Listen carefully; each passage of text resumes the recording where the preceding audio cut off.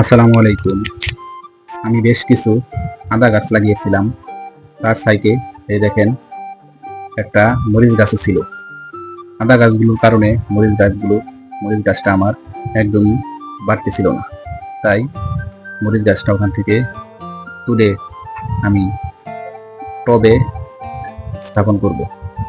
কারণ টবে অল্প মাটি থাকে, ওখানে খাবার দিলে খাদ্যগুলো বাহিরে যায় না, অপচয় হয় না। তাই এটাকে পুনরায় টবে দিয়ে সঠিকভাবে প্রুনিং করে দিলে আমি মনে করি আগের মতো অনেক ফুল ফলে গাছটি ভরে যাবে। এই দেখেন, গাছটি যদি সঠিকভাবে যত্ন করি, ইনশাআল্লাহ পুনরায় ফুল ফলে গাছটি ভরে যাবে। আসসালামু আলাইকুম।